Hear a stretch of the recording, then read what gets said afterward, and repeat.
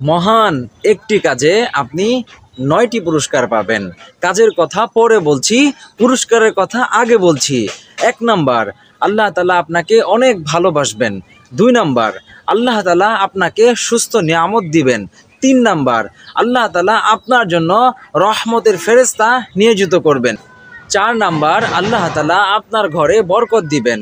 ৫ number, আল্লাহ তাআলা আপনার চেহারায় বুজুর্গদের মতো নূর দিবেন। ৬ নাম্বার, আল্লাহ তাআলা তাদের দিলকে নরম করে দিবেন। ৭ নাম্বার, বিজলির মতো পুলসিরাত আল্লাহ তাআলা তাদেরকে পার করে দিবেন। ৮ নাম্বার, জাহান্নাম তাদেরকে স্পর্শও করবে না।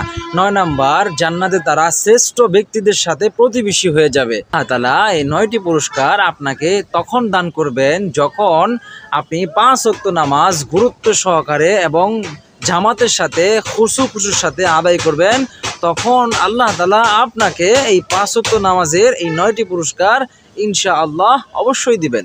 ও আমার ভাইয়েরা, এই যে ৯টি পুরস্কারের কথা বললাম, এর চাইতে উত্তম, এর চাইতে শ্রেষ্ঠ আর কি হইতে পারে বলেন?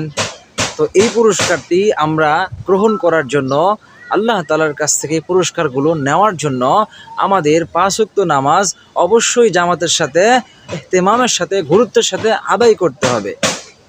অবশ্য আমরা মুসলমান দাবি করি, কিন্তু আমরা নামাজ আদায় করি কিন্তু অলসতা, অমনোযোগী হয়ে আদায় করি না। ভাই, এরকমটা করা যাবে না।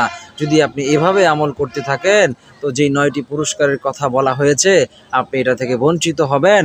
তো আল্লাহ তাআলার এই হুকুম ইহতিমামের সাথে, গুরুত্বের সাথে আদায় করেন, তো আল্লাহ তাআলা আপনাকে এই ৯টি পুরস্কারের সাথে শামিল করে দিবেন ইনশাআল্লাহ। সবাই প্লিজ দাওয়াতের নিয়তে ভিডিওটা যতটুকু পারেন সর্বোচ্চ পরিমাণে একটু শেয়ার করে দিবেন। আপনি নিজেও উপকৃত হবেন, অপর মুসলমান ভাই সেও উপকৃত হবে ইনশাআল্লাহ।